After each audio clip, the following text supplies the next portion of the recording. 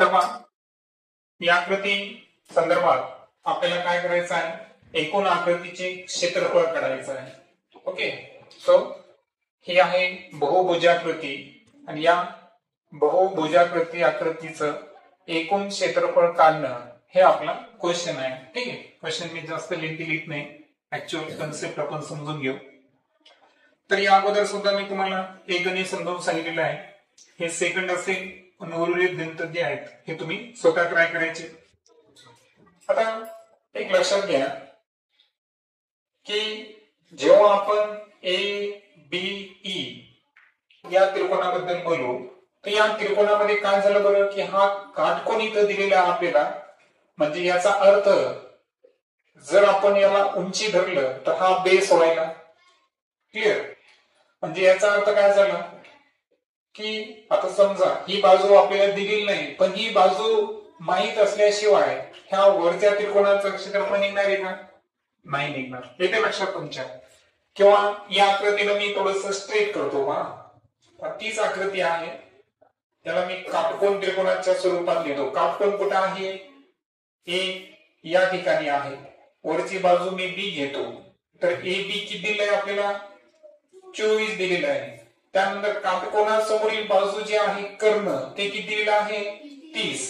परंतु हे जे ए ई आहे ही बाजू आपल्याला दिली का त्यांनी?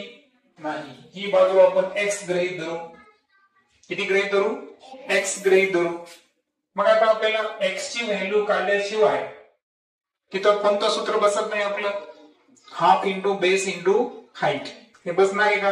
नाही. म्हणजे सर्वात अगोदर आपल्याला काय करावं लागेल? बेस काढावं लागेल, एक्स ची व्हॅल्यू काढावी लागेल पायथागोरस नुसार. पायथागोरस नुसार व्हॅल्यू काढल्यानंतरच मग आपण त्या त्रिकोणाचे काय काढू शकतो? क्षेत्रफळ काढू शकतो. त्यानंतर ही जी सेकंड फिगर दिसते तुम्हाला पहा, ही सेकंड वाली मी ड्रॉ करतो. तर ही जी फिगर आहे यामध्ये पहा, एक बाजू आहे 26, एक आहे 30 आणि एक आहे 28. तर याचा अर्थ काय झाला? एक विषमभुज त्रिकोण आहे. 3 बाजू दिलेल्या असताना त्रिकोणाचे क्षेत्रफळ काढायचं. याच्यामध्ये ना बेस आहे ना उंची आहे. कोणता आहे का? नाही. मग इथं काय होईल? अर्ध परिमिती काढून त्रिकोणाचं क्षेत्रफळ आपल्याला काढावं लागेल. आणि तिसऱ्या याच्यामध्ये जर पाहिलं आपण तर आपल्याला काय दिलेली आहे?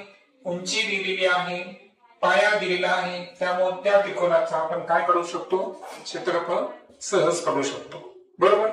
म्हणजे थोडंच गणित जे आहे त्याची रेंज काय झाली? थोडी वाढलेली आहे. आपण काय करू? मी मुद्दाम 3 आकडे एकदम काढत नाही, कारण जागा किती लागते आपल्याला याचा अंदाज नाहीये. ठीक आहे, तर आपण काय करू? सर्वात अगोदर पहिला टास्क पूर्ण करू.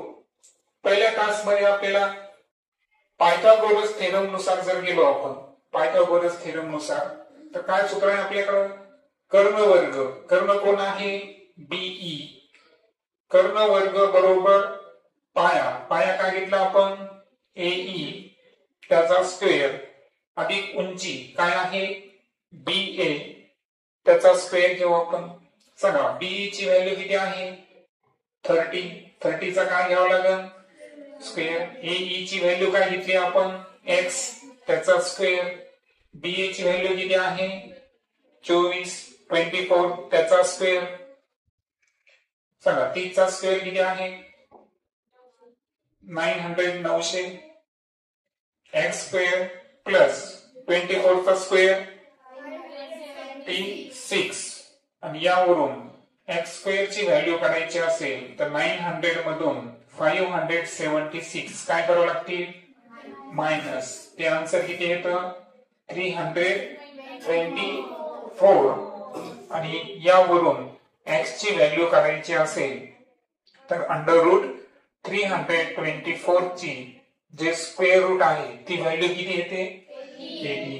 म्हणजे याचा अर्थ एक्स ची व्हॅल्यू किती आली आपल्याकडे? 18 आली. आता यानंतर आपल्याकडे बेस आलं आणि हाईट आली. तर आता आपण area of triangle BAE find करू शकतो.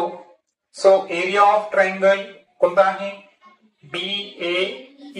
हे कॅल्क्युलेट करताना आपल्याला काय करावं लागेल? Half into base into height. Base आपला एक्स किती आला? 18. हाईट जी आहे ती किती आहे 24. सो 2 9 जा 18. आणि आता आपल्याला 24 ला 9 ने मल्टिप्लाय करावं लागेल. किती 24 9 जा 216 सेंटीमीटर स्क्वेअर. कारण मी तुम्हाला म्हणलो की हे जे मेजरमेंट्स आहेत हे कशामध्ये आहेत सेंटीमीटर मध्ये असं आपल्याला कन्सिडर करायचं आहे. ओके. आता हे झालं फक्त एका ट्रायंगल संदर्भात. आता आपल्याला दुसऱ्या ट्रायंगलचा विचार करणे. आता जागा आपल्याकडे अवेलेबल नाही, सो मी आता नेक्स्ट पेज मध्ये काय करतो एक ट्रायंगल घेतो. कोणता घेणार मी BCE. कोणता घेणार मी वाटल्यास मी असं ड्रॉ करतो BC आणि E. आणि याचे मेजरमेंट सांगा मला 26 30 आणि 28. सो पुन्हा एकदा आपण अँटी क्लॉकवाईज जाऊ. 26 28 30 26 28 आणि 30 या पद्धतीने आपण जाणार. आता इथे तुम्हाला माहित आहे की एका साइडचं माप A कन्सिडर करू आपण, दुसऱ्याचं B आणि तिसऱ्याचं C.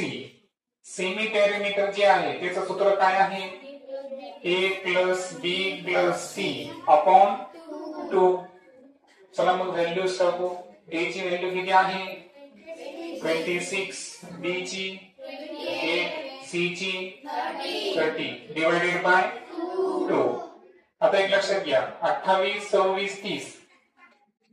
सो 28 3 84 है ना. किंवा तुम्ही डायरेक्ट पण एडिशन करू शकता. 6 आणि 8 14 4 आणि 4 8.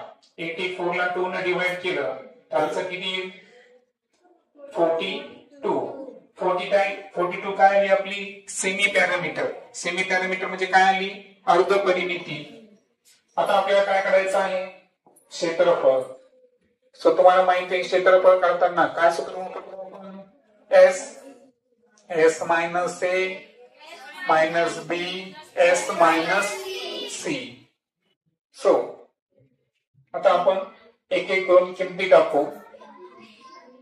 सो आता तुम्ही गुणाकार करायचं बघा कारण गुणाकार मोठमोठे येतात आपल्याकडे.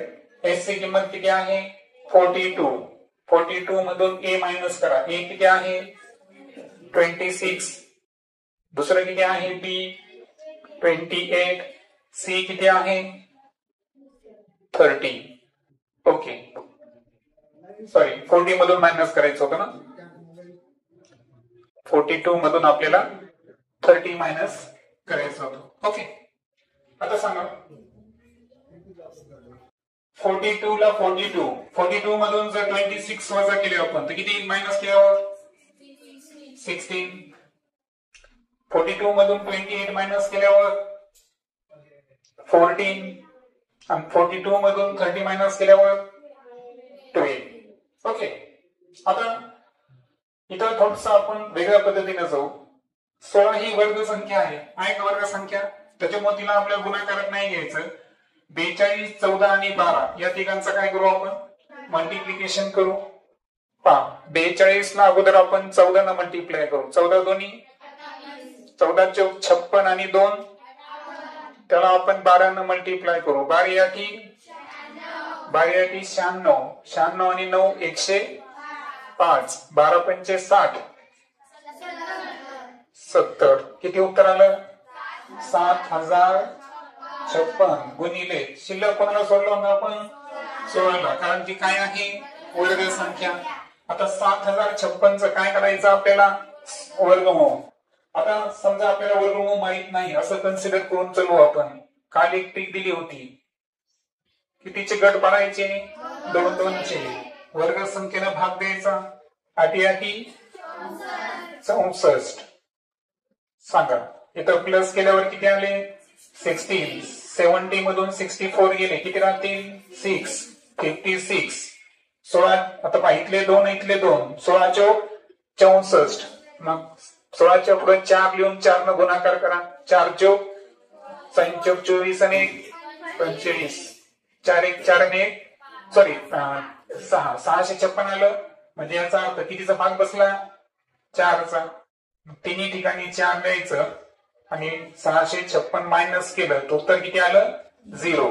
सो स्क्वेअर रूट किती आला 84.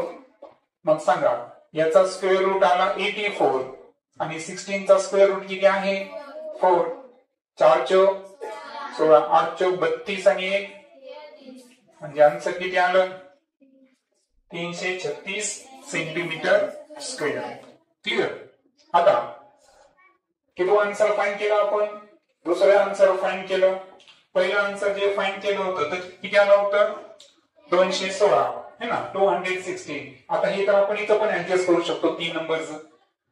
सांगा 3 नंबर मध्ये काय आहे बरं कोणता त्रिकोण घ्यायचा CDE. कोणता घेऊ आपण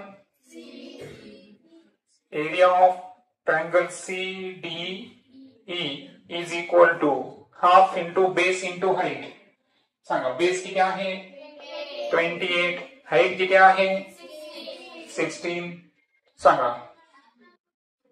2 14 चा 28, 14 ला 16 चौक 64, 6 कॅरी केले 16 1 16, 16 आणि 6 22 किती आलं 224 सेंटीमीटर स्क्वेअर.